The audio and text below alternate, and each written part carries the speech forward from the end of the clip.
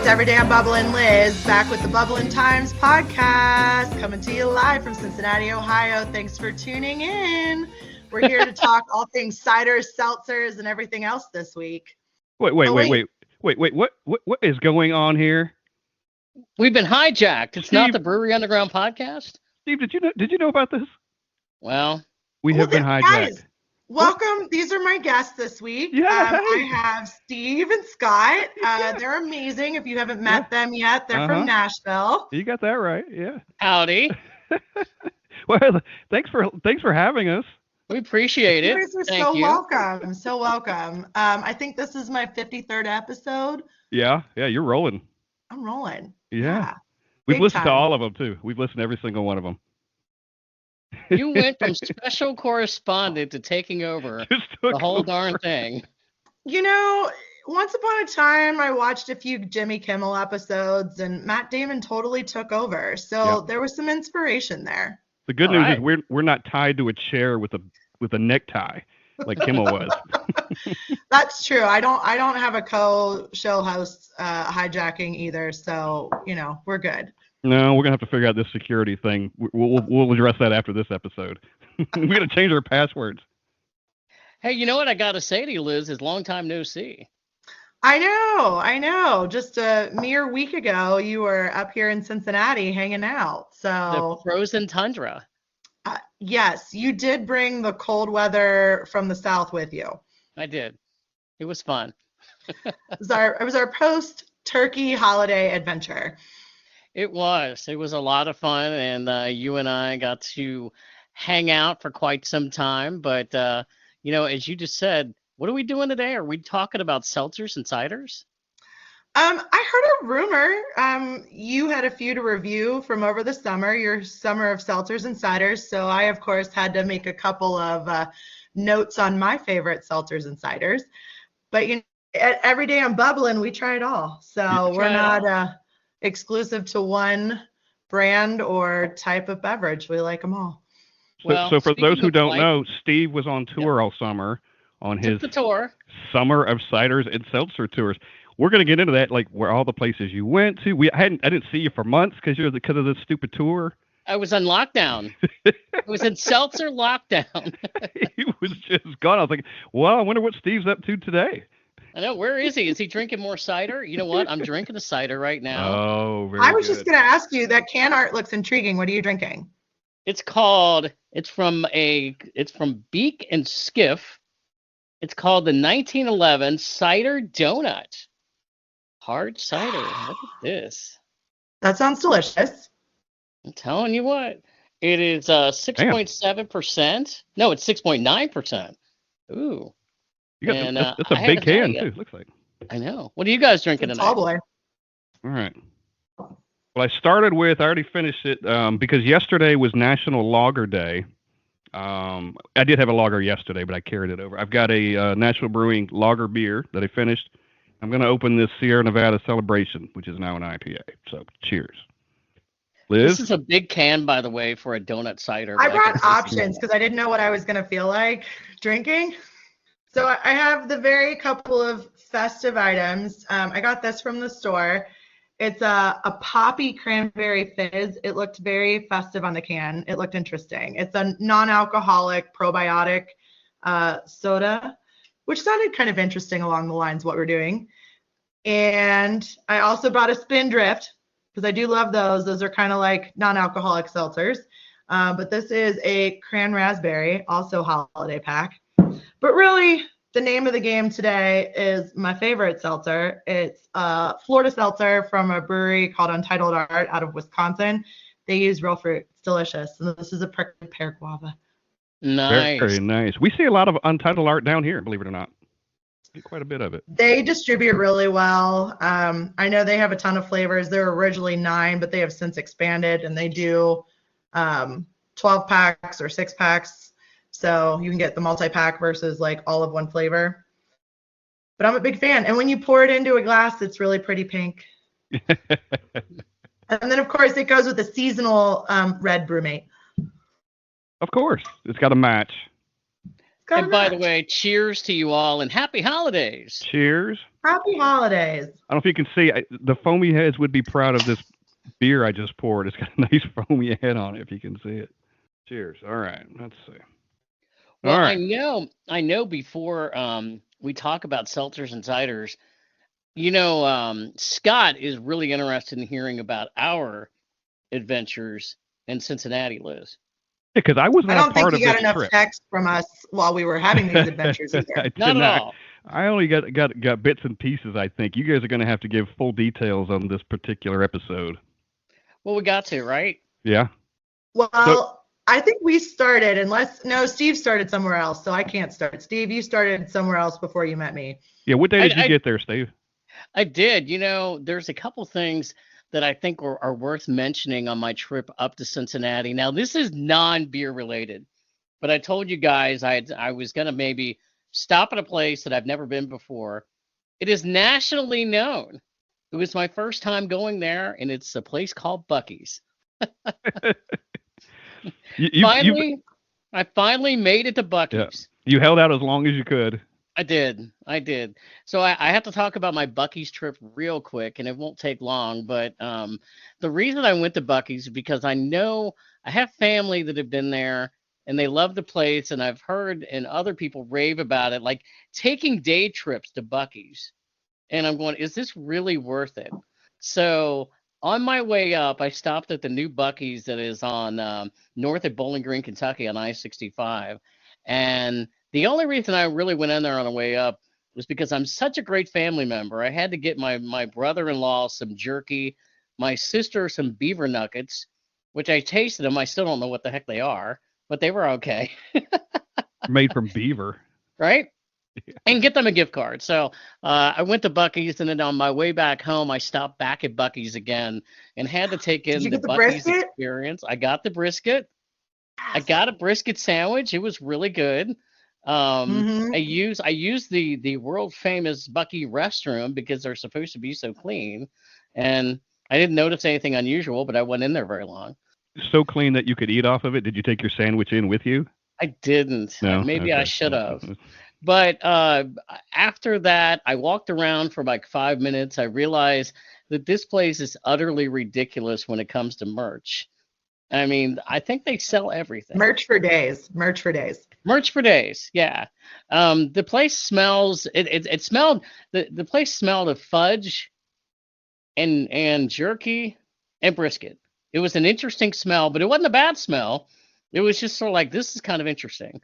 But the one thing I did buy for myself, Liz, and I already showed Scott this the other day. I'm a shot glass guy. I bought me a Buc-ee's shot glass. Does that mean you're going to take a shot on this podcast out of the Buc-ee's shot glass? No, it's not in reach right now, but I am looking at it.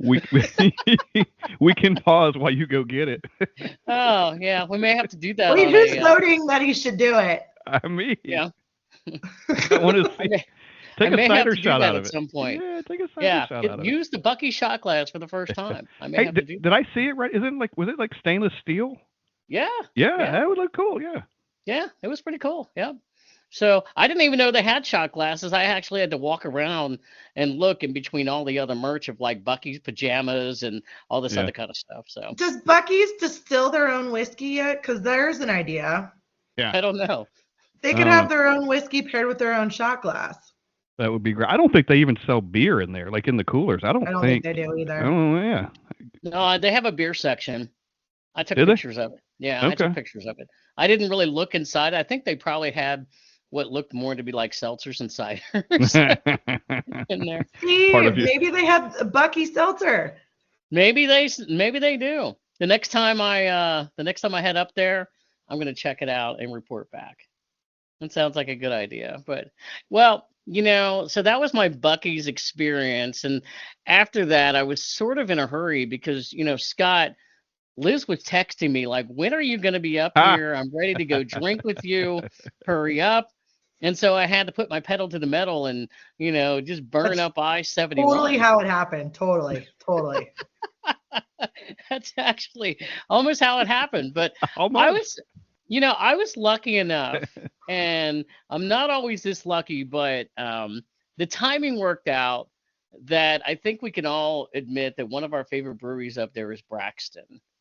And Braxton opened a new brewery the day before Thanksgiving in Union, Kentucky, It which sure is about did. a half hour south of Cincinnati. And what's cool about this place is that, we had Jake Rouse on from Braxton, one of the co-owners, a few months ago, and he was even talking about, the Union, Kentucky location is really special for him and his brother because they're from there. Yeah. They lived on And Union Street. Yeah, they lived on that yeah, Union Street. Yep. yeah. And Liz, have you been there yet? No, I had every intention of joining you, but yeah, I had to do some work stuff, Okay. actual work on Actual Friday work. morning before I met you. So, real world called and said I had to finish my homework before I could come meet you for fun. Well, that's okay. Duty calls. But the great thing about this Braxton location, we always talk about the breweries and the brewery experience, is they got it down because I wasn't sure. I knew that they were partnering with Grader's Ice Cream up there. They do collabs, but now They there's a do. Grader's location right there next to Braxton. So as you walk up, there's like a big green space. There's the entrance of Braxton. A couple 100 feet away, there's a really big Grader's Ice Cream. And then Dewey's Pizza is right inside the Braxton Brewery too. So it was really a fun experience just seeing all that. And I think that they've really marketed that into the point that, not only are you going to get adults who like to drink beer, you're going to get a lot of families because they're going to want to go have some pizza and the kids are going to want to go have ice cream. So that was pretty cool. I was not there very long. I was there about 45 minutes, and I ended up getting I know. I secretly wished you were coming the following weekend because they had their dark charge party. I know. I know. Steve, is Next it laid year. out where they have like a community area between all the places? Or are they all kind of in and out of, different buildings? Like I said, like in between Braxton and Graders, there's like this big green space type area that's really cool. Now, I'm not sure exactly what they're going to be doing, there. I'm assuming like in the summertime they'll probably have events. It was so cold that day when I got there. I mean, I got out of the car and I basically ran into the brewery, snapped a couple of pictures, sat at the bar area.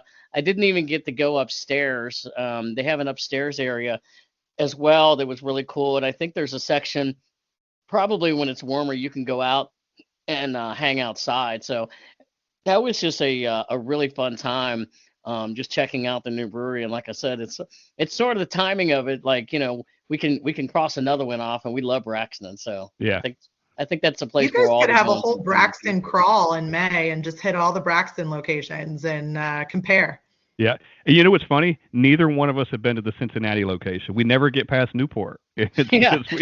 Oh, I've been there. It's a know. good one. I can show you where that's at.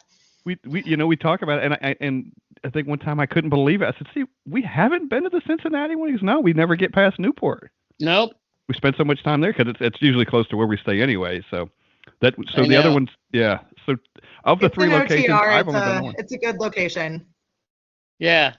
Yeah. So that was again that it's a great location, and I would just say, looking forward to going back. So that was kind of my brief Braxton experience in Union, Kentucky, because after that, man, I'm looking at the clock. I'm looking, Liz is ready. She's ready to head to where do we go? Where do we meet up, Liz? Well, after my 20 nagging texts I probably sent you, we met up at the Brink Brewery, which is my favorite, in College Hill. So I really, really, really wanted to check this out the day after Thanksgiving because they have their signature beer, Moozy, which is their milk stout. They do a whole bunch of variants the day after Thanksgiving. So they had 3 variants there to try. I wanted to try 2 of the 3 because I'm not a spicy food girl, so I didn't try the 3rd. But that was my agenda, to get there and try those, and tell Stevie had to come along. Well, by the way, before we get into talking about the beer that we had, Liz gave me some beer while I was up there. She did give me a Moozy from Brink, and you also gave me an Oktoberfest from West Side and the Cincy Light from Rheingeist. Cincy Lager, yeah. Got to represent the C. I'm telling you. But yeah, they were having that stout night, and I got the flight of special stout. So I had. Did you have the Musi Oreo? Cookie sandwich. Okay, yeah, and so Branding things. Cookie sandwich. yeah, and Not so that sandwich cookie. Or maybe no, maybe it was sandwich cookie. I don't know, but that was probably I think that was like my first cookie sandwich beer that I ever had, and I rated that. What did I rate that? I rated that a 4 on Untappd, so I liked it. Quite a bit. Good. Yeah, the other one was the raspberry chocolate that I also rated a 4, and that was pretty good. And the cactus flower sour fruited that I rated a 3.75 on Untappd. So that was a great flight that I had. Yeah, you liked them. It is sandwich cookie. I double checked myself. Yes. And those I actually picked up too. They have those bottled. They still might have a couple in their tap room because they bottled those in the pretty wax seal. And I took the raspberry and the cookie sandwich cookie to go, and I ended up taking those up to my cousin's house last weekend so they could try them all. So very nice, very nice. I also like to add to my flight because Steve had those, but I also have my other favorite, which is Little Zoomy, which is a coffee milk stout where they mix in coffee ingredients from down the street, La Terza Coffee, and also in College Hills. So it's a good one. It's a good one. It's got a little pick me up, little zoom to it. And Scott, I have to say, Liz, she is a rock star at Brink. Like there were people coming up to her, and, I mean, it was just like a line of people that want to see the girl. They're like, yeah, she's a rock star there. It is my neighborhood haunt. So I can't admit to knowing a few people there. If we can't find you, we can maybe find you there at some point. That's very true. And knowing that you guys wanted to talk about ciders and seltzers also, Brink also has a line of other items besides beer that they have on cans and on handy. They have some ciders, some seltzers, some wine. So we tried a Northwood cider, which is another Cincinnati local spot, a Gem, which is their classic signature apple cider. And Steve got to try that too. Oh, yes, that was good. I told him next time you guys are up, it's not that far from Factory 52. We should probably hit that up. And we do like the high wire over in that area, right? Mm-hmm. Yeah. Yeah. And they have. I think I looked it up. They have a whole list of ciders on tap, plus some guest appearances of other craft beers and food. So did Brink at one time bought the building or the business that was next door? Weren't they going to put a bottling line or canning line in? They did. They did put that in there this summer. So that was open for tours, maybe like August. They had like a just College Hill Business Day, and you could kind of take behind the scene tours in some of the businesses and see what was going on in the avenue. So yeah, Brink opened up that other half of their building. They also redid the patio area out back. So there's all new picnic tables and gravel. There's a beautiful mural out back also they did. So it's hopping. There's all sorts of things to do. I know my cousin's kids spent a fair amount of time in those pebbles with their like construction trucks over the summer making, rock piles so their parents could have a beer. So it's a pretty good family friendly spot. But yeah. They do a lot of great beer. And there was one beer that I had there that night. We're not going to bash Brink. We won't do that. Because not every beer you're ever going to have. Everything is subjective. But I got a certain beer on a flight. And I remember the first sip I took of it, I went, whoa, okay. And you looked at me like, you must have saw my face or something, like I'm going, oh my gosh, am I going to be able to get this down again? What was the beer, Liz? Steve, both you and I do not like spicy foods at all. We are not spicy food fans. So we did try the variant that had a spicy ingredient in it. And in shocking news, Steve didn't like it because it was made with a spicy pepper. So yeah, I don't know if that's like our best thing to review if we're not spicy food fans. It was the Chipotle pepper beer. too hot to handle in this group. But I do applaud you for trying it. Like it's something unique, it's a little wild card, Hey, let's give it a try. So this is how I know Liz has my back. So we are West Siders, and I kind of gave her the nickname up there that we're probably West Side cousins somehow. And after the second sip, she actually took it away from me. She kind of saw my face like, what are you doing to yourself? Well, if he doesn't like spicy food and it was too spicy, like I don't like spicy food. So, been there, done that when you're like, there's no reason to, make yourself miserable if it was too spicy. Not at all. Not at all. But no, but Brink is a great place. I've been there probably 5 or 6 times, and I've checked in a lot of beer there. And I have Moosey in my refrigerator right now that I'm sure I'll be having soon. So that was our experience at Brink. Is there anything else that you wanted to add about that night? How much fun we had at Brink?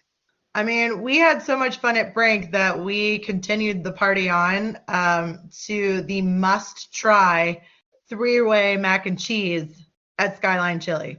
My first time of having a Skyline Chili mac and cheese. It was everything you wanted and more. Yeah. How does it stack up? I mean, it is. Steve, if you had to rate that in Untapped, what would you give that? That's pretty funny. So I would rate Skyline Chili as a whole when I go there and get like a 3-way or 4-way as a 5, of course. Mm-hmm. I would rate the mac and cheese as a 4.50. Ooh, I liked it. I think it's one of those things for me that it's good to have everyone. It's fun to have every once in a while. It's one of those specialty things. Yeah. But I still loved it though. Yeah, I would totally. I don't know how long it's going to be on their menu though. So get it while it's hot. Is this going to be a seasonal thing or just a short, limited release of some sort? Yeah. Yeah, I don't know if they've ever done that before. I would try it. I would totally try it. It was good. Well, hopefully I think everything at Skyline's 5 out of 5 stars. So Yeah. I don't think there's a wrong menu item to choose. Exactly. Yes, it was all very good. I'm not from Cincinnati at all. No, that C on your forehead does not stand for Cincinnati at all, does it? Well, you know what I've said before. If ever I was sentenced to death for any reason, Skyline Chili would be my last meal. It can't get any better than that. You can't get a higher compliment than that. That's what I get for my birthday every year. Skyline and Graders, it's a winning combination. Yeah. There you go. Yeah, you went all out. You actually sent some pictures about your birthday. Yeah. Mm-hmm. Yep. Well, hopefully it'll be on the menu. Hopefully it's still there when we go up in May. When I go back with Steve in May, I hope it's on the menu because I'll try it. I think it's been a big hit. Our waitress said it's been a big hit. So yeah, whether it was a one-time thing, whether it would flop or be a huge hit, I think it's been a huge hit. So that gives me hope it'll be back. Maybe it'll be like the McRib. It'll come and go. He's trying to make a comparison of the McRib to Skyline. Incomparable. Yeah, just in the limited release thing is the only way. Skyline's in a league of their own. Exactly. Well, the good thing was since we went over to Skyline, and there is a Skyline on every street corner, and it just so happened that Liz parked right across the street from another brewery that I had not been to yet, and she had, I had not, so I had to check this one off the list. And so it was my first trip to High Grain Brewery. They have 2 locations in Cincinnati, but I hadn't had their beer before. And so went to the one in Finneytown that used to be the Brentwood Bowling Alley. Mm-hmm. And I'm pretty sure that I bowled there as a kid. Same. Yeah, long time ago. And the only thing is it was so cold that night, I didn't even dare standing outside to take a picture or anything like that because it was like 15 degrees or something. And I'm like, no, I'm just running inside. I just want a beer and, head in. So it's definitely dark early, wintertime dark early and windy. So yes, we rushed in. But they do have some nice things in that brewery they kept from the old Brentwood Bowl. Like the old mural is still on the building out front. And then they have a few nostalgic pieces throughout the brewery, a few like seats, benches from like the old bowling alley that you can find. So they have a few tidbits here and there. The bowling lanes, unfortunately, are not there. I believe that building was like renoed before High Grain came in. So there wasn't necessarily an opportunity to keep any of those bowling lanes, from my understanding. I was trying to figure out where that would have been because they have a big kitchen area, and I was trying to figure out if that's where the bowling lanes were, where their kitchen is now. I wasn't sure how it was laid out when I went in there, but it's a really good question. It's been a while. Yeah, I don't know. But no, I know I went in, I only had one beer that night in there. I had their the beer that I had was their Helles Lager, which was a 5.5% lager, and it wasn't too bad. I rated that a 3.75 on Untapped.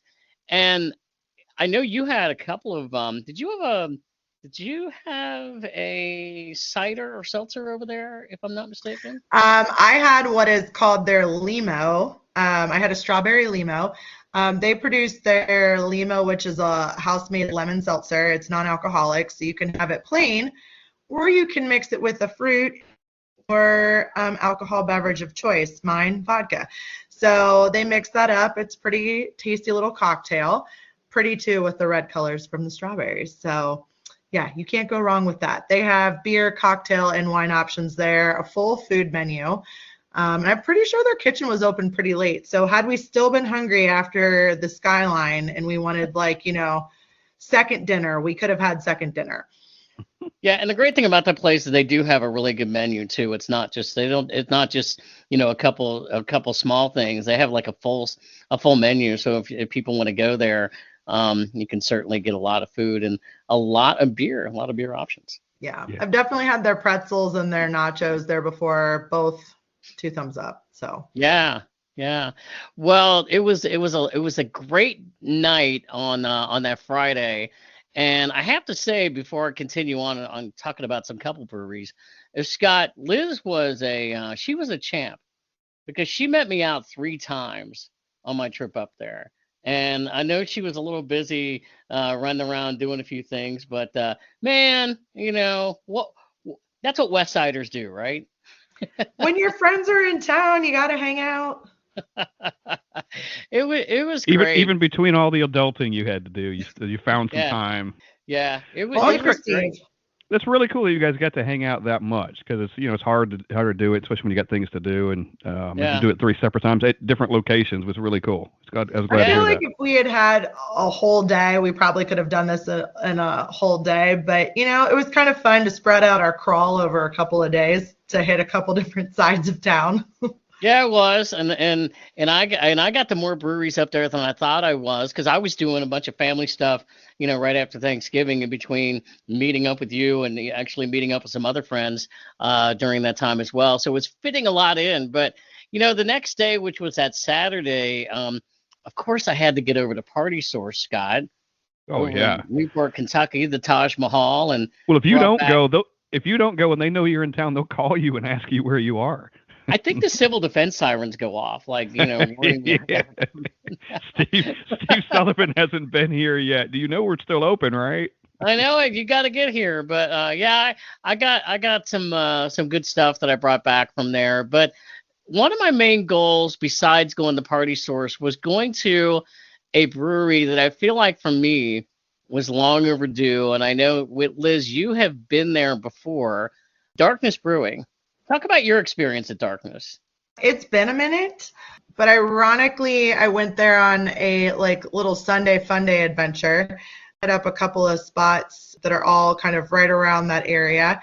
One of them, unfortunately, I don't think is open anymore. It was a cool little brunch spot across the street that they had boozy milkshakes. So we had started there, ended up at Darkness across the street, and then went back across the street to the tavern there too that had a lot of bourbon there. So it's got a cute little area. I know Scott's eyes just got real wide with the bourbon. He spoke the magic word. You had me at bourbon.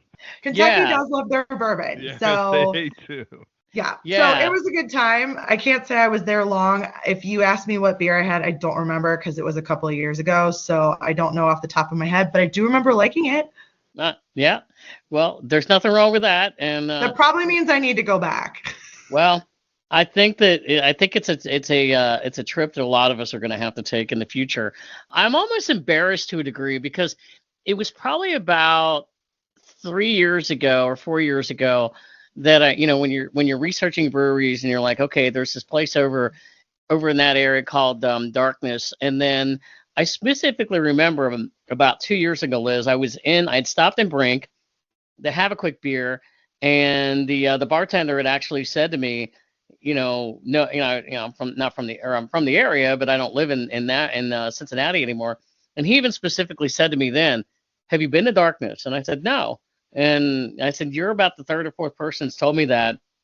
And our friends from the Hill Tappers, they go up there sometimes, and they've been to Darkness. So my experience from Darkness, it's not a big building; it's an older building, but it's really cool when you go in. I mean, they have it. I mean, just the way it's advertised, it's kind of dark inside. I had their wheat beer dunkel called the Beach Park After Dark. It was a 5.4% beer that I rated as a 4 on Untapped. And Amanda, one of the co-owners, was behind the bar that day. And so I was there for like an hour just talking to her about, how long they've been there and the things they do. And I think they've been there about 8 years now or something like that. But the other thing I was asking her about, Liz, because you live up there, is there's issues right now with the bridge that goes over into Newport. Yes, the preliminary bridge report, the latest and greatest, that's going to be possibly finished in April. Yeah. So I'm going to go ahead and bank on June or July in construction time, because we get all sorts of weird weather up here. So Is it going to be cold? Is it going to be hot? I don't know, flip a coin. So sometimes they have to halt construction because of the freezing rain and the snow. So it'll be interesting to see if they can get all of what they need done in time. But it has made traffic super fun, and a little bit going back and forth between Kentucky and Ohio, not as accessible as it used to be. So the bridge Steve is talking about, we like to locally call it the Big Mac Bridge. It's yellow. It connects, downtown Cincinnati and Newport, Kentucky. So it's the 471 bridge. Yeah, they had a big fire underneath the bridge not long ago, and they did. We still don't know what caused that. Kind of crazy. So No. I realized if I was going to make it over there and not sitting a whole lot of traffic, I had to pick a time, and I picked a time on a Saturday. It was around 1:00 in the afternoon, and I had to take a different route, which really wasn't that big of a deal. But I asked him over there. I was like, "Is this impacting you?" And she's like, "No." Amanda said it wasn't, because I think the great thing about Darkness that you can tell, it's in a big neighborhood. So I think they're probably more of a big neighborhood brewery over there as well. And the cool thing about that place is they have another whole section where they have live music. I'm assuming probably on the weekends, maybe during the week and stuff like that. So I think if we all go over there in the future, I can see Darkness being a place where we could spend some time at. Steve, the last time I was there, it was also a colder winter month. So yeah. I know they have a little patio out front, which I think would be pretty fun in the summer to go hit up. I just haven't been there in the summer. And I do know, now that you were talking about this jogged my memory a little bit. They also had a running club that would meet there, go on a little run, and then come back for a beer. So I thought that was kind of cool. Go for a run, have a beer. But yeah, and they're in a little town called Bellevue, which is one over from Newport, Kentucky.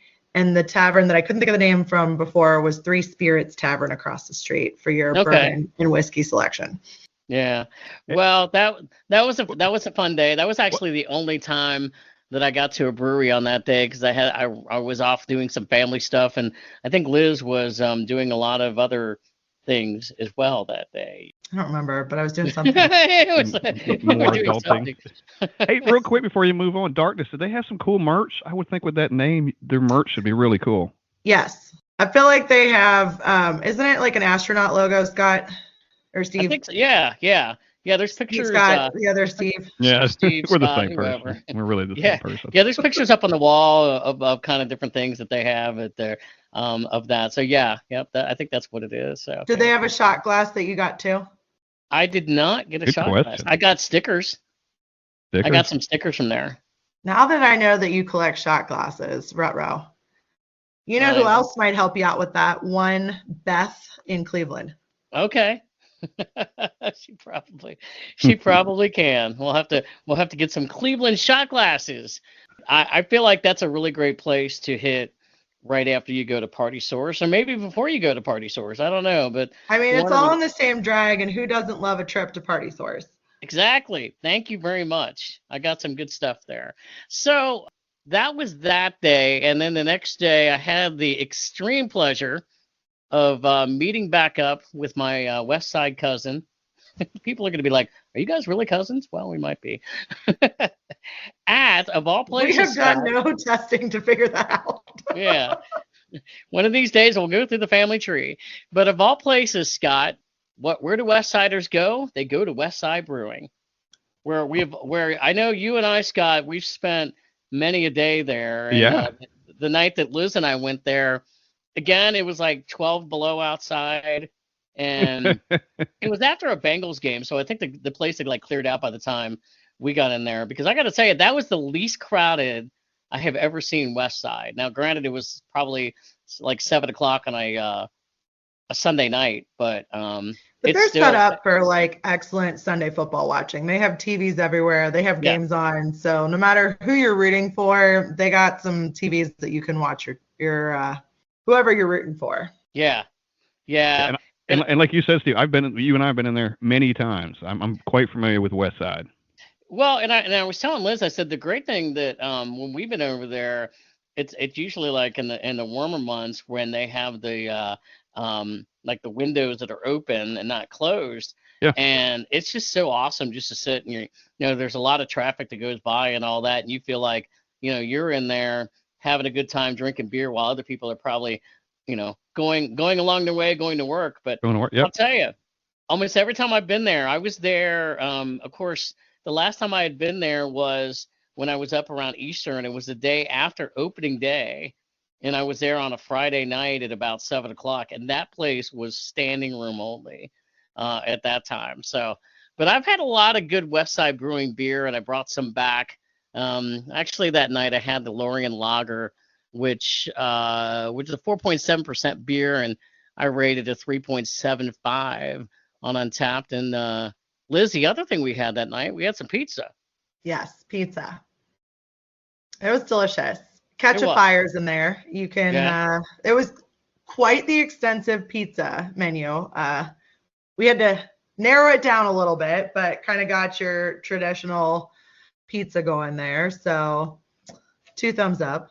And that place is expanded, right? When you go up, isn't that an expanded part when you kind of go up the steps, or has that always been there? Yeah. Yeah, there's a whole back room there. Yeah, that's got some like longer tables.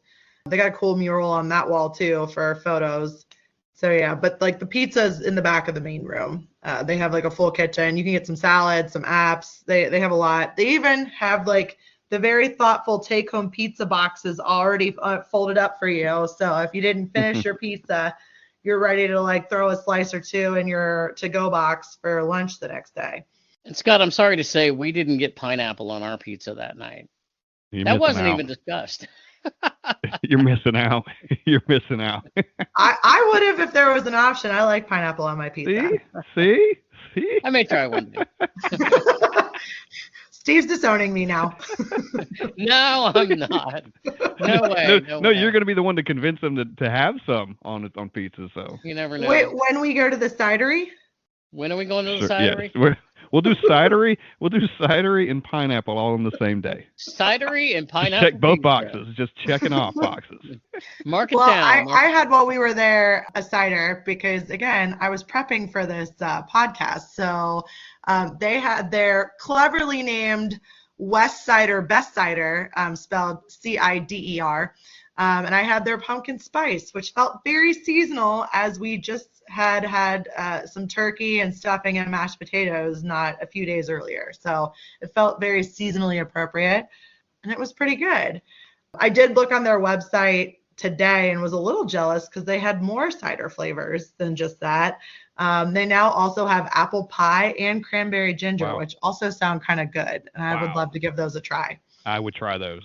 Well, and not only that, before we started the podcast, I noticed that they have a new beer cocktail that is called Fizzy Navidad, and it's made with High Bank Distillery State House Gin, triple sec, cran ginger, apple mule, and they say it's topped with their Cerveza Especial, and it's available for a limited time. So West Side Liz, you got to get over there, man. You got to get over there. You got to try that.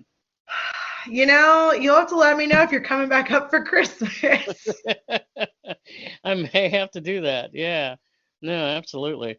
No, that was an awesome night. We had a great time. So we kind of wrapped it up there. And I have to talk about my fun trip that I took the next day because it was very enjoyable. It kind of harkened me back to a long time ago because I went up and I met some friends up in north of Cincinnati. It's called the Westchester area, Liberty Center. Met some friends for lunch, but then I've been wanting to go to this particular brewery for a long time because it's been open for probably 7, 8, 9 years. I don't think, Liz, have you been to Municipal Brew Works in Hamilton? I have not. I know, like, my family members have. Yeah. And my parents and their friends went up. They had a really cool eclipse party up in Hamilton because it was close to totality. So they had a whole beer and eclipse party going on. So no, I have not been. They also have a beer that they brew up there for Patrick Walterman, who was a Hamilton firefighter who passed away on the job. So if we're doing that, we usually go up there to grab that beer in the summer. Yeah. Yeah. Well, this was a great place, and the funny thing was, I had some time, and there weren't that many breweries because it's on a Monday, so there weren't that many breweries that were open at the time. I was like, okay, where am I going to go? Which one am I going to go to? And so they opened at 3 o'clock in the afternoon, and shock of shockers, I walked in about 3:05, and I was the only one in there on a Monday, but that was okay. I got to talk to the taproom manager for about an hour. But here's the cool thing about this brewery, and it has a little bit of an interesting meaning for me. So I used to work in radio, and I got my start in radio in Hamilton, and I used to be a reporter, and I used to cover city council meetings at this particular location where Municipal Brew Works is. It used to be the fire department and city hall. So I was like, I don't think I've been in this building in like 30 years or something. But now I have to go back in because, I can have fun in there where it used to be work. So it kind of harkened me back for, a long time ago. So I was kind of curious when I went in there where like the city hall was this association to the actual brewery.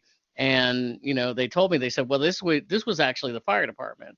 So it's kind of cool when you go in there and you got that. And so there was just a lot of history, inside this place.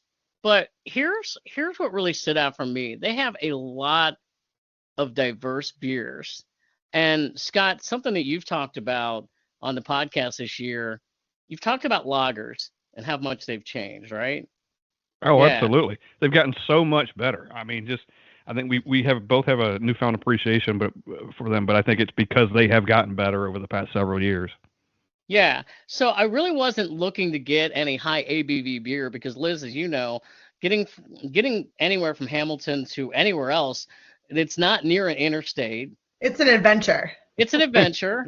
And, staying on the west side, it was probably, it's about a half hour, 45-minute drive. And I'm like, well, I'm not going to drink that much. Longer. Maybe even longer. Yeah. I'm not going to drink that much. But I want to get a couple things. So I got their American Light Lager. It's called Pouring for Neighbors. And it's only a 3.5% beer. So, I mean, it is a light lager. But man, it was really good. Like they really nailed this thing. It wasn't like, back in the day when maybe we would drink lagers and you'd go, I feel like I'm hydrating, and that's about it. Yeah. It was a good beer. Yeah. It's amazing. You mentioned this one earlier, and I have not had the one you just mentioned, but even that Cincy Light that Liz gave you, that's another. We had it when I was there, back in and we just realized it's kind of the same thing. It's really light. It's really low ABV, but it has a lot of flavors too at the same time, which is it's really good. You can drink a light beer and still enjoy it. Yeah. And support the Cincinnati Bears. Yeah, that's right. Exactly. I know. Are we going to be talking this week, and Steve, or are we not talking this weekend? Are we talking? Xavier, that's right. For the Cincinnati Xavier game. Yeah. Is it Saturday? Are we talking this weekend, or are we like going on a hiatus? No, I'll still talk to you, Liz. She may be talking too, but it might be a different way. Yeah. If I ignore you, well, then I ignore you. No, no, no, no. I actually think Cincinnati's going to take them this year. I don't think Xavier has that good of a team, and I think Cincinnati has a bit of better of a team. So It's always interesting when they play that game at the beginning of the season because I feel yeah, like both teams are still trying to find their rhythm. They have their freshman recruits, they have their transfers, they're trying to find their rhythm, and it's such an early game that like if you played it in February, it might be a totally different game, because some people have found their groove, some people have found like, hey, this is our sweet lineup, we found our six man who comes off the bench.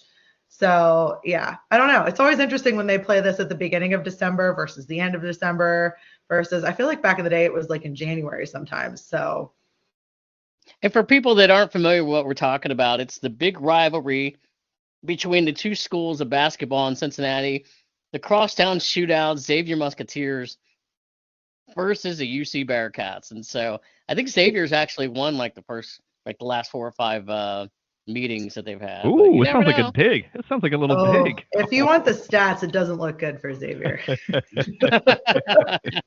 The overall stats does not look good. That's right. I may or may not stir the pot a little bit beforehand. Let's see. Let's see what kind That's of mood okay. I'm in. Okay, we'll just see what color shirt you're wearing on Saturday, Scott. I may stay completely off the radar. Oh man, that's all I right. will say though, they have the men play on Saturday and the women play at Xavier on Sunday. And I went to the women's game last year, and that was such a good time.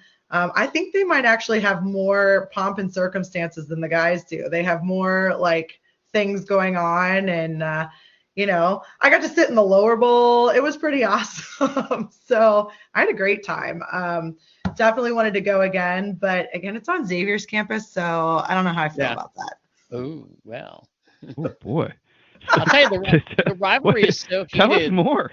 The rivalry is so heated that I remember I was at the game years ago when Bob Huggins, who was the coach at UC, and Pete Gillen, who was the coach at Xavier, like got into it in the game. Like they almost started raising their fist at each other. It could have been. Those are some throwback names for sure. Yeah.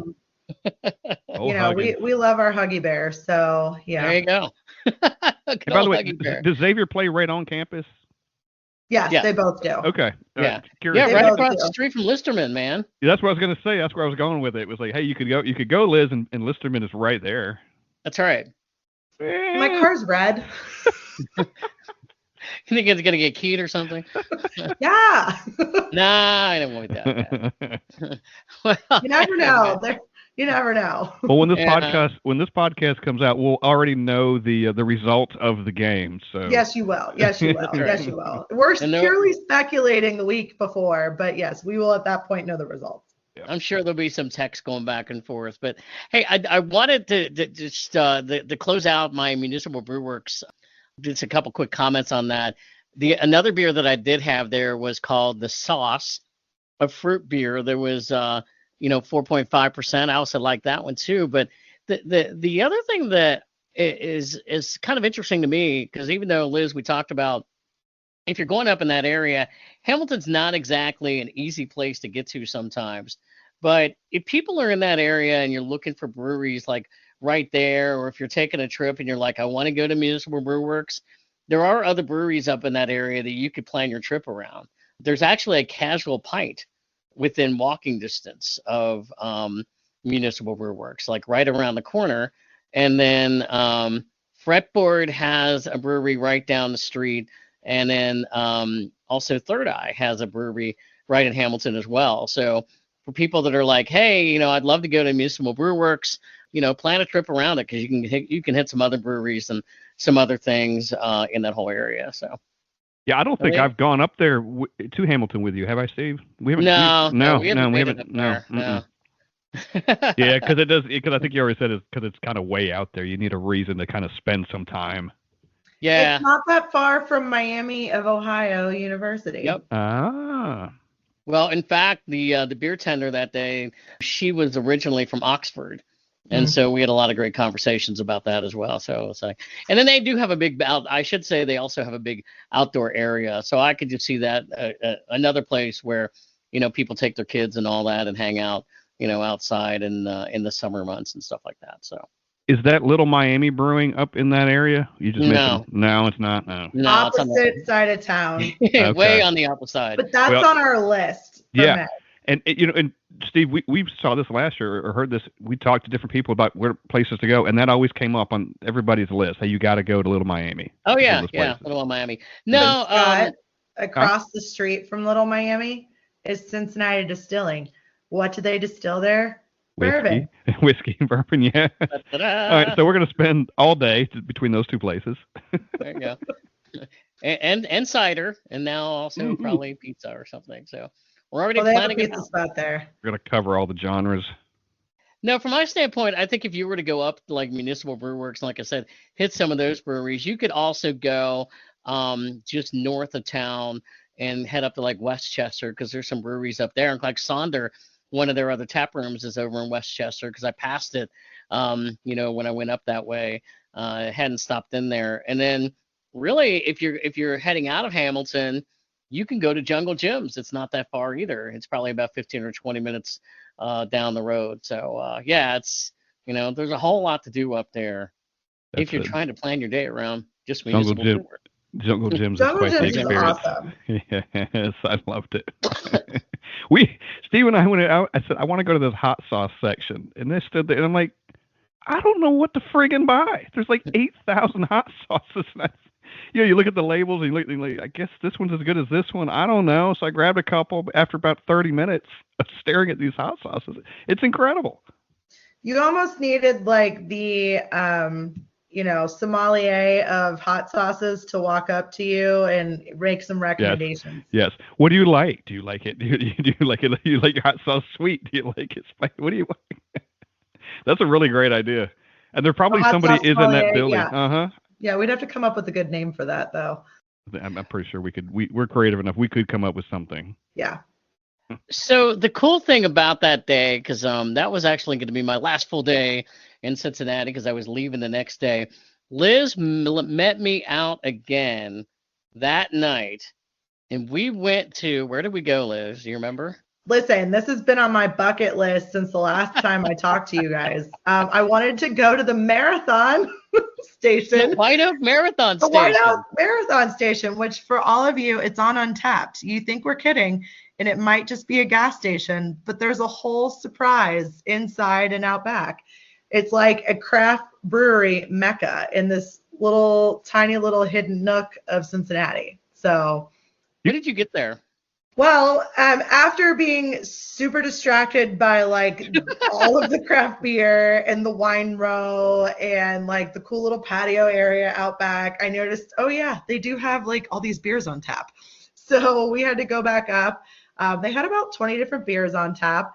I'm officially in stout season, so I'm keeping it dark for right now. I ended up having two different stouts. One was a Term Oil Vanilla Stout, which was a 14.5 ABV. Ooh. Yes. And that was a double imperial stout from Toppling Goliath Brewing in Iowa. Oh, and then fantastic. I also had a Bourbon County brand macaroon stout, which was a double pastry, coming in at 14.6. And that was from Goose Island out of Chicago. And for all of you wondering, it was a work night. I had the tiny pour. Those are big numbers. I had the tiny pour. Yeah, Scott. See, she met me after work. I mean, what a gamer, right? Yeah. Haven't had quite enough of Steve yet. We got to get one more in. And not only that, on a Monday night, and it was snowing, and it was very cold. And apparently I think they have a drive-through that now I need to go back and see like what's up with the drive-through. But yeah, this whole spot was awesome. I mean, I was talking to the guy who was working, trying to figure out how to get my favorite stout I found on vacation this summer. See, because I know they distribute it to Ohio, but I'm like, how do I get that? And he's like, come back next week. We always have new beers every week. So you guys, do you know the history behind that? Like, how does that come to be? How does a gas station get such a great craft beer Scott, I don't spot. know, but I can tell you that White Oak Marathon has been over there for years. Yeah. And I've passed it for years. And I was told by a buddy of mine a few years ago, you're going to go over there. And I didn't believe him. I didn't think it was that big of a deal. And it just by accident last year that I was going to go to the Kroger, one of the Kroger places to get to just stock up on some beer. And I was with my sister and brother-in-law. She's like, you want to go in the White Oak Marathon? And I said, oh, sure. And I walked in there and I was like, what? And so by the time this podcast comes out, Liz, we Scott, Chris, Finnan, and myself, we did a podcast where we rated our top beers of the year. Yeah. And one of my top beers of the year came from the White Oak Marathon. Uh-oh. Yes, it was. It was from Listerman. That was my drum roll. Yeah. Yes, it was. It was We're leaving that in. It was from Listerman. The beer that I had gotten from Listerman, it was an Imperial Double Stout, 10%, and called the Freedom Rye Toast. Ooh. And this thing was absolutely fantastic. I think in fact, they had a couple bottles there that day I noticed when I was there. So yeah. For such a tiny little establishment, their craft beer brag is big. Yeah. It seems, because you had to put a video out or something on Instagram, I think, Liz, as you guys were walking in there, and it looked like they had a lot of stuff packed into this little place. It was pretty neat. And they have cold, they have, room temp, they have a lot, any of the fancy beers on tap, they had some bottles up on the counter. You can get some merch. You can get your own White Oak Marathon t-shirt. Very lovely, very lovely. Steve, if I remember, the first when you went in there, maybe the story you were just telling, you bought some ink and brought back a couple years ago, right? After you had been in that place the first time, Yep. So, ironically, the whole area is called White Oak. I went to White Oak Junior High. How's that for some? Yes, it's conveniently located on Cheviot Road. Cheviot. AKA Cheviot, but if you're making it sound fancier because it's a secret gas station, it's almost like the speakeasy of gas stations into the craft beer mecca. Yeah. Well, you have to know it's there and how to get in. You do. Yeah. Well, I don't know. I think this was the first time I made the Everyday I'm Bubbling. I was in it. She put me in her video. I did, but I did ask before I did that to make sure that he's not going to be upset that his face was in the video. Yeah, and the tap room that they have there. So here are the beers that I got. Now, Scott, you and I went over to Streetside last year. Have you been to Streetside Brewing there, Liz? Yes. Okay. So I feel like Streetside is sort of a little like Southern Grist here, where they do a lot of different interesting sour beers and stuff like that.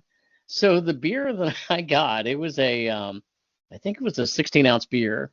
This thing was called the Rainbow Rodeo. And it was made with real rainbow candies, is what they say.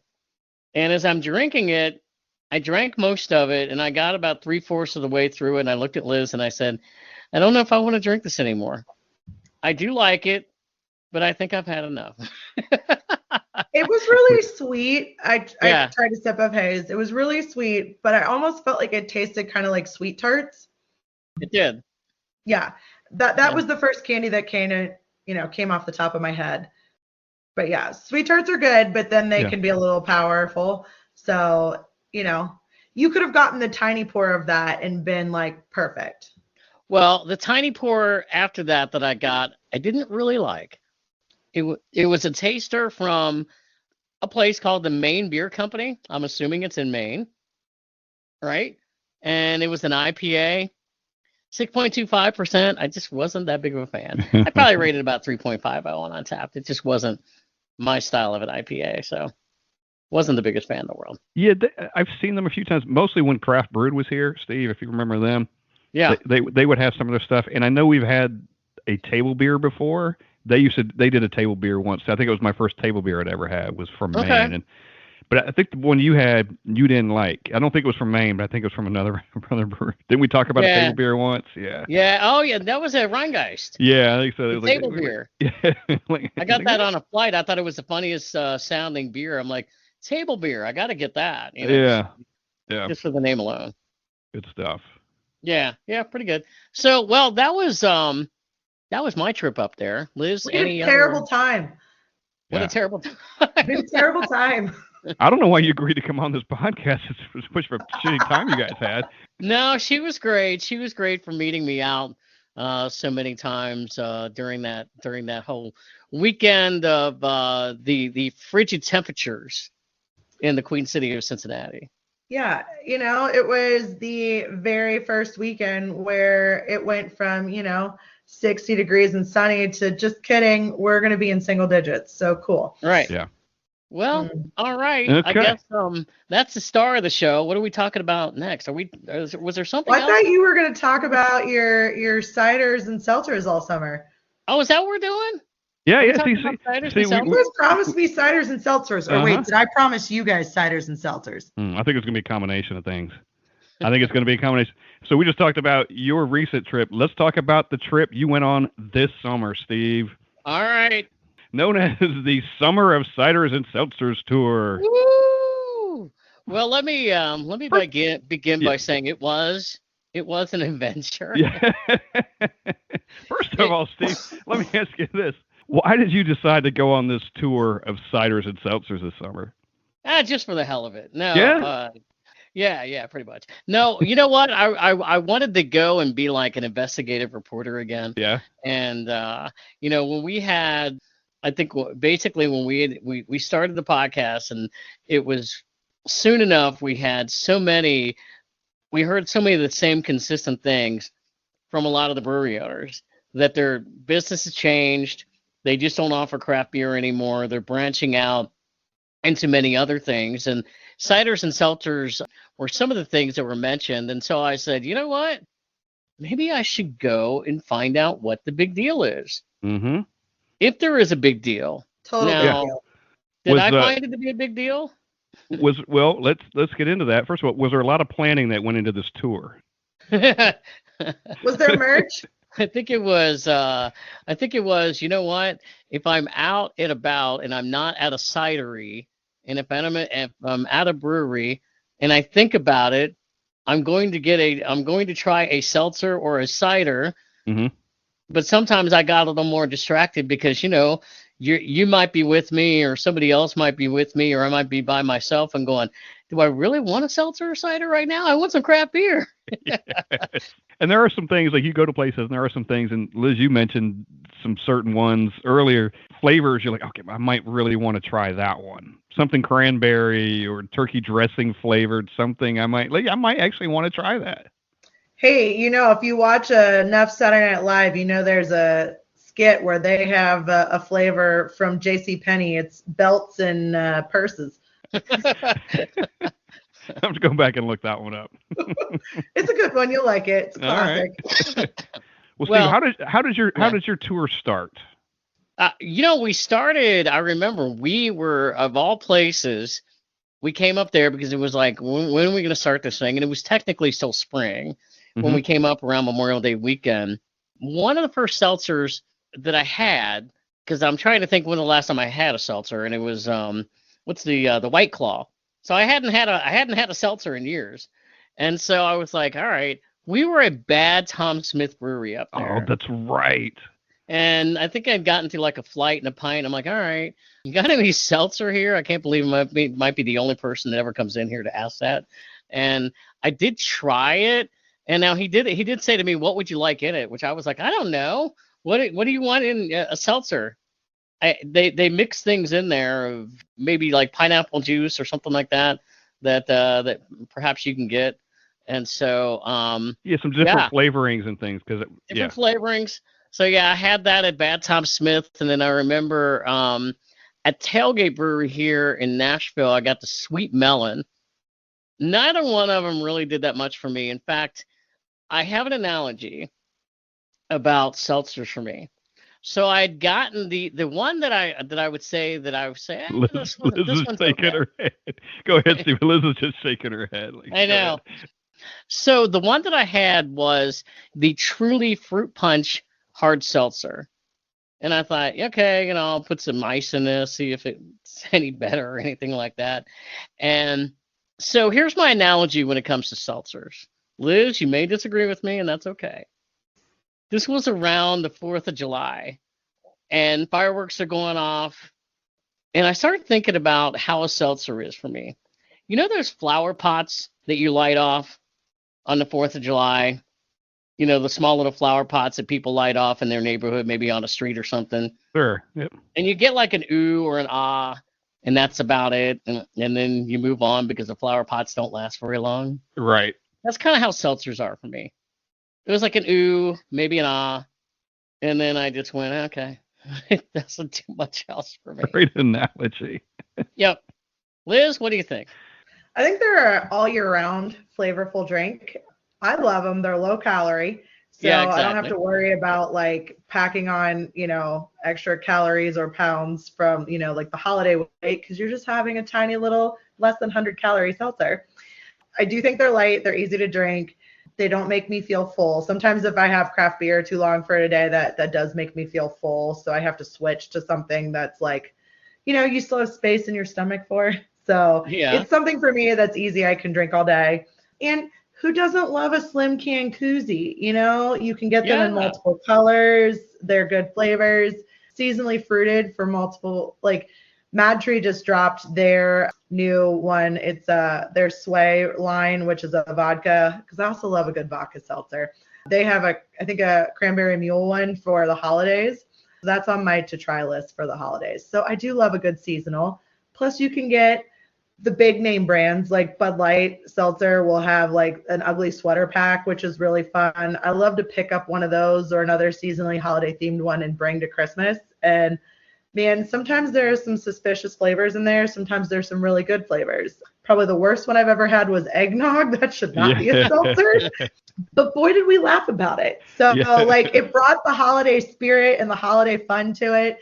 So I love the creativity of all the different, marketing departments and just what they come up for seasonally, spins and plays off of things. So there's just, same as craft beer, there's a lot of different ways that they can take that, spin that, and, seasonally make it fun.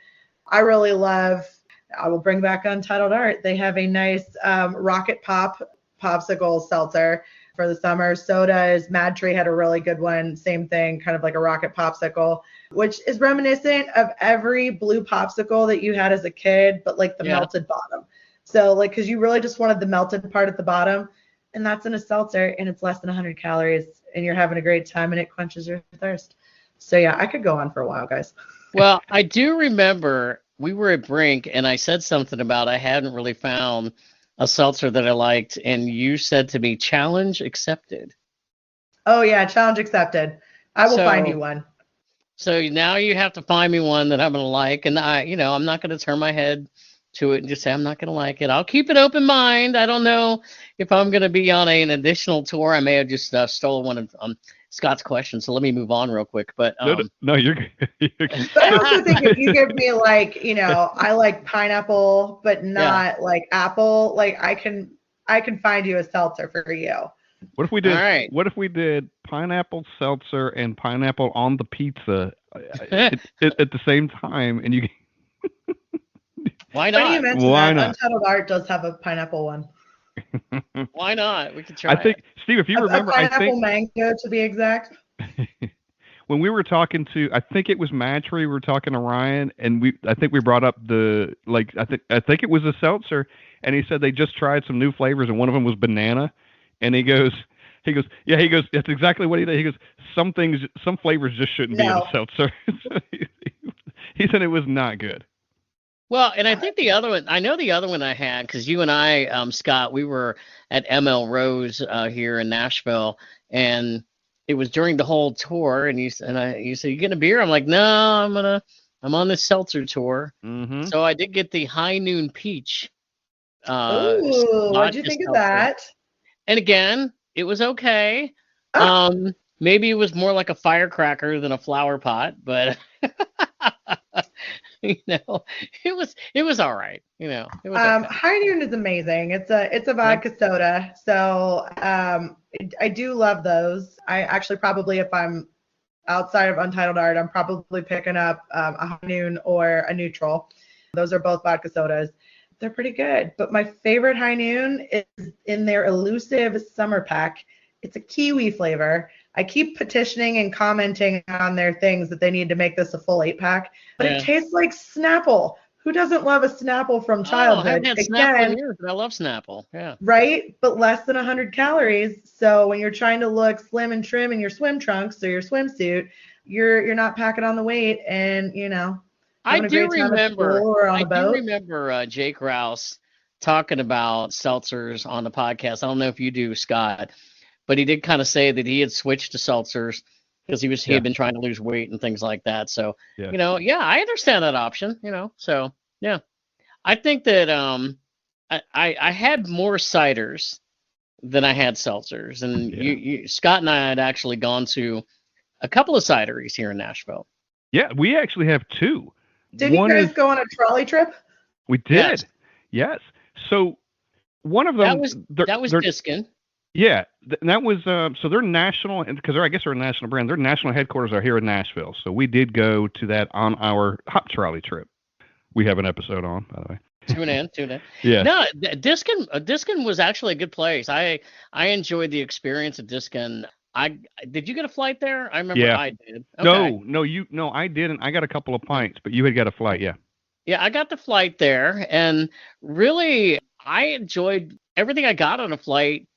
So, Liz, there is a there's one that's kind of their staple. It's called Bob's Your Uncle, which is a dry cider, and I really enjoyed that one.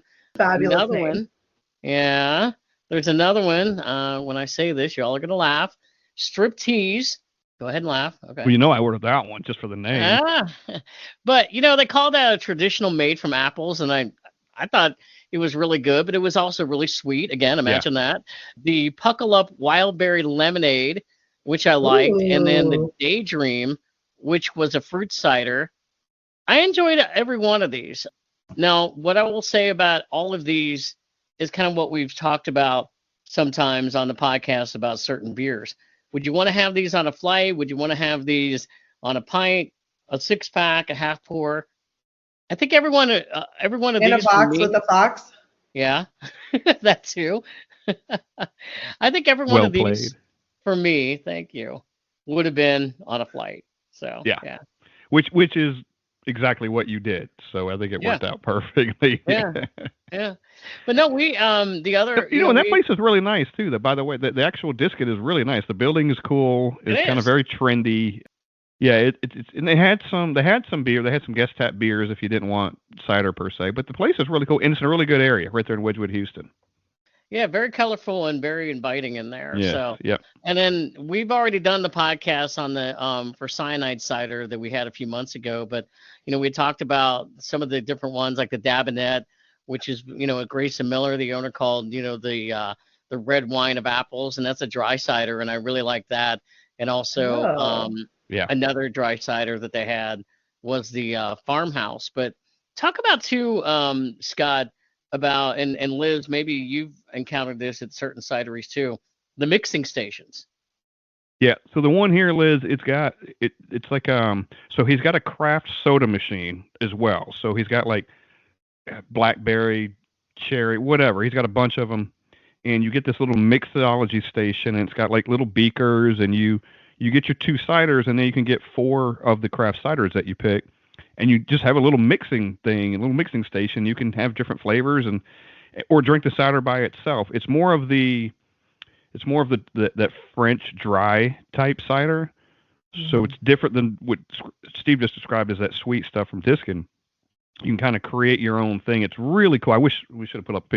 We'll show you a picture later, but it's a really cool experience, isn't it, Steve? Yeah. Diskin is. Sounds like you're a little kid at a candy store, or again, 10-year-old trying to pick which Coke or Pepsi product you would like. We're mixing them all together. Yeah. It's a cool thing and he owns Crazy Gnome Brewery in town too. So this is kind of not a spin-off; it's a separate business for him, and it's just a cool vibe. And they've got their beer in there as well, Crazy Gnome's beer in there too. So it's a really neat experience. I think everybody that comes here should at least try it, or you could just drink the cider on its own. So how did the whole trolley thing fit in? Because I know you guys were on the trolley for a little bit, going from like different locations. How did that fit into that? Diskin was one of the stops on the trolley path. I think there were 7 or 8 on the loop we did, and I think we hit 5. You just get on and off wherever you want to. Every hour it comes through, So if you want to stay for 3 hours at one place, you can. You just, when the trolley comes back through again, you just hop on and hop off. And Diskin was on the trail that they did. Yeah, had I Very not been cool. on the Cider and Seltzer Tour, there's a possibility I would have never made it to Diskin and gone to another brewery. But got to take one for the podcast and got to report back. We were that was probably one of the bigger reasons for taking that trail. We were going to do it anyway, but because we had to hit Diskin. And they do 2 loops. They do an east loop and a west loop, and we did the west one because Diskin was on that thing, and it tied in with the summer tour. But both cideries here, Diskin and Cyanide, I would definitely go back because I feel like they have some pretty cool offerings there. So I know the other cider that I had this year was a Deep South Growlers, and it was the Blake's Cherry Limeade, which I thought was really good too. So I had that one, and then Scott, our friends from Atomic Dog had actually given us a bunch of cans, and we had those, which was the peach. The original and a pear and sweet bourbon. And out of all of those, I would say bourbon. The one that I rated the highest was the peach. Mm-hmm. Yeah.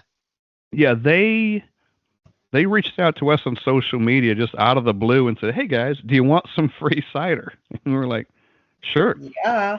So he gave us both a lineup of each one. So Steve got all 5 and I got all 5, and we tried them, and they were really good. That's awesome. I forget what they were. Oh, they were called Jack's Cider before. They're now Atomic Dog, but they rebranded. It was good. I actually enjoyed every one of them. Yep. So that's my well-publicized Seltzer and Cider Tour report. Well, when you go on tour again next summer, I think you should make some merch. Yeah, that would actually be a good idea. Get some merch. Here we are on the Seltzer and Cider Tour 2025. Can have little blank lines in the back of the shirt for his favorite seltzers or ciders he's tried. Ooh, that's very nice. Very nice.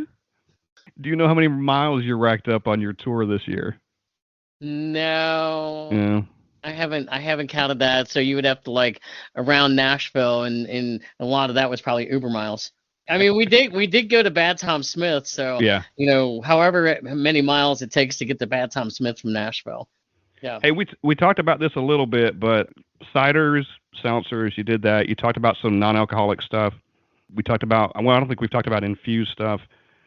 But what about, and Liz, let me get your thoughts on this, pre-made cocktails. That High Noon might be something in that genre, maybe the flavored vodkas and things. I know there's a lot of pre-made stuff out there. Infused drinks, do you ever get any of those, like THC infused? I can't say I've tried any of those. I know they're out there. I have not tried those. I think I've probably more stuck with the vodkas, sodas in a can. I've tried a Cutwater or two. Cutwater has some pre-made cocktails that are pretty good, but they have a very big lineup. I have not tried their whole array of things. They have, a White Russian, a Mai Tai, a Margarita. Oh. They have a whole line. So I can't say I've tried the whole line. They almost need I would call it, Steve, the Coney crate of seltzers that they could have the whole lineup in one crate. But I don't know if they're more of an individual 4-pack kind of brand. I'm trying to think of who else has pre-made. I mean, locally, Mad Tree does the Sway, which is another vodka soda line that I was talking about earlier. And I would be up to trying one of those sometime if we go to Mad Tree and it's okay, give me one on a flight. I would try that. They also have sangria on tap at Mad Tree, so fancy. We just did a podcast with East Nashville Beer Works, and they had some infused drinks, which neither one of us had while we were there, but they had some infused. I don't know, they had 3 or 4 of them on the menu. That seems to be a thing too. And I don't know about theirs. I've seen Southern Grist do one. It'll be non-alcoholic, but it'll have the infusion in it too. So you're getting some kind of, and I've seen everywhere from 5 milligrams? I don't know what the rating is that they put into 20 is how much THC they put in these things. So I can only say I've only ever had one, and it didn't faze me in any way. So, well, we had mentioned High Grain earlier, and I'm looking at their website, and they've got 3 THC drinks that are listed there. And then Liz, because you got some you didn't get non-alcoholic, but you got some other. I got the Limo, which is their just regular lemon seltzer. There's no alcohol in it, so I would equate that to a LaCroix type seltzer, but they brew it in house. But you can add that to, I think they had in the summer at one point in time, they were mixing beer in that and fruit. So, there's many options with that. Here's something, and Steve, tell me what you think of this. We had a meadery on this year. Yes. Right, Honey Tree Meadery.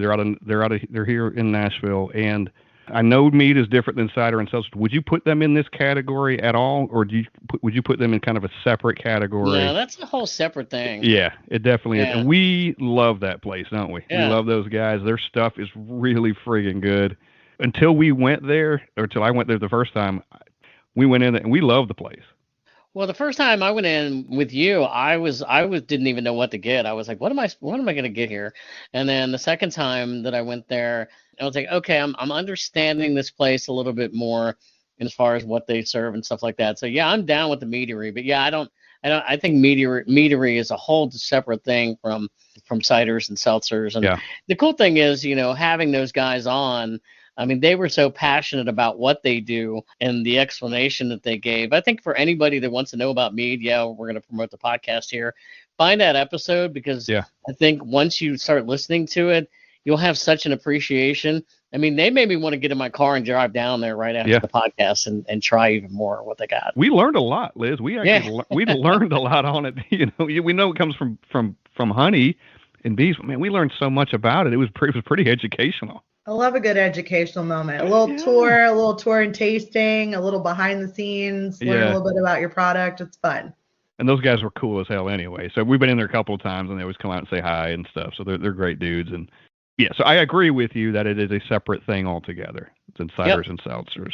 I mean, if you're doing ciders and seltzers, would you also be open to potentially a cocktail or a, bourbon trail, perhaps, edition of this summer tour, Steve? Yes. We'll have a lot more positive things to say about that one. We're going to have to add a day. What are we up to now? How many days are we up to now, Scott? We'll be up there 2 weeks or at least. You guys ever coming back? We keep adding more days. Yeah. We keep adding more days. Yeah. We head over to Louis. You don't know, there's a lot of bourbon and distilleries in between Cincinnati and Nashville. Bourbon Trail. I think there's at least 80. Yeah, everything maybe between more. between like Louisville and Lexington and all the way around. So it's. Well, in fact, before we came on the podcast today, before we started the podcast, Scott asked me, what was it yesterday? It was National Lager Day, as you said? Mm-hmm. Yep. And you asked me if I had any lagers, and I said, no, I was actually drinking Maker's Mark 46 last night. It was a little chilly. I do like the bourbon, yes. Yeah, Steve is a bit of a connoisseur as well. Well, not as much as you. 51% corn. Yeah. Yes. You know what? The first time I ever took a Jack Daniel's tour, it took a minute to get my mind around it, but she goes, all bourbon is whiskey, not all whiskey is bourbon. And it took me a minute to kind of figure what that is, because like scotches are a whiskey, Fireball, for as crappy as that is whiskey, so it all falls under that umbrella. But yeah, Liz, I'm not drinking Fireball anymore. I've been there, done that. We don't do that. Oof. No, we don't do that. That's no. Oof. Yeah, that's a no-brainer right there. My stomach just turned mentioning it. So, Steve, what can we expect from you for a 2025 tour? I guess you're just going to have to stand by for further updates. You're still in the planning process. That's right. Keep listening to the podcast and keep following us on social media to find out what else is coming. All right. What about Liz? Yeah, Liz, what's 2025 hold for you? Because you obviously have a social media account and you're involved in a lot of things. I mean, I don't know. I hosted my 53rd podcast today, so I feel like that's a big accomplishment. I got to congratulations. Check that's more than you're averaging more than one a week. Fantastic. I don't know. That's a really good question. I think right now I've been really stuck in checking off my holiday to-do list here in the city. There's a lot of really fun pop-ups and takeovers in the city. I just went to the Overlook Lodge this past weekend. They do a miracle pop-up bar. And Scott, I think you had a really funny comment on my post that I did the other day. Just that you're like, holy moly. Was it? I don't even remember. I was probably drinking. You're like, should I be paying a charge fee for seeing the inside of this bar? Yeah, no, there were a lot of people before me who went in who had shown, and they change it every year. It's really cool. They take the holidays to not the 10s, not the 11s or the 12s, the 100s. It's crazy Christmas in there. And they have every cocktail you could possibly think of in a very thematic drinking receptacle. So it's a must-do holiday event. You have people who are dressed up in holiday outfits and lights and blinking lights everywhere, and it snows while you're in there too. So that's cool. It's quintessential. It's a holiday to do. But I know this weekend in Cincinnati there's some hot to trot things. A lot of cities have SantaCon. So that is going to be taking downtown in Cincinnati this weekend, where you can find maybe 1,000 of your closest Santa friends dressed up as Santa Claus or Mrs. Claus or any sort of Christmas character. So it's a hit, and there's a lot of bars and restaurants participating in that will welcome the holiday spirit. So you can look that up, but I'm pretty sure that's multiple cities across the country. Another one that's another to do this weekend, Mount Adams, which I don't know if we went up there when you guys were here, but it's a neighborhood up on a hill. They have their annual Rain Dog Parade. So you will see the finest pups in the Cincinnati area dressed up in their Christmas finest and sometimes matching their owners for this exquisite holiday parade around the block. It's been a while since I've been to Mount Adams. Yeah. So, I mean, if you're going throwback Mount Adams, it walks right past Longworth, some old stomping grounds there. But yeah, it kicks off. You can register anywhere from, I think, like 12:30 on, and then the parade's at 2. Yeah, rain or shine, you get to participate or watch, and it's a cool little neighborhood tradition. And there's a really cool account, Mount Adams Cincy, that has a lot of good information about that. But that's a to come thing. And I don't know, I just like checking out holiday pop-up bars. I know there's a couple like Covington Yard, Cobblestone. They always do a nice job of decorating. So if you've decorated for Christmas, I would like to come check it out. So I'm a big fan. So yeah, there's just a lot of like quintessential things I have to check off my list for the holidays. So you are, even this time of year or any time of the year, you are involved in a lot of stuff in Cincinnati. You participate actively in a lot of events and a lot of things that go around in town, which is fantastic. But we do miss your post. It's been weeks. I know you're experiencing things and you're out there and you're doing stuff. We need some posts though. I'm sorry, my day job got in the way. The one that pays me it got in the way. So I had to take a tiny hiatus because, I got to, put butter and bread on the table and a roof over my head. So yes, we had a little hiatus, but things are calming down. So I have a little bit more free time on my hands for adventures and meeting said fabulous Nashvillians in my city. So you never know.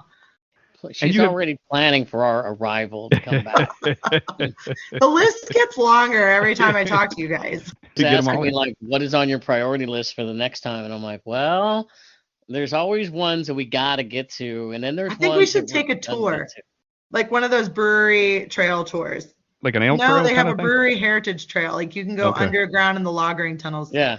No, I would like that. I actually would like that. I've seen that. They've done like there's like the Travel Channel or somebody that's done those before. It does look like it's a lot of fun because there's a lot of history involved in those things. Well, when we were there last, and I can look it up, we mentioned it on the podcast, but when we were there last, there was some festival going on concerning the yeast that was found in the loggering tunnels, right? Yeah. And a lot of breweries participated in it, and I think Urban Artifact was kind of the leader of that.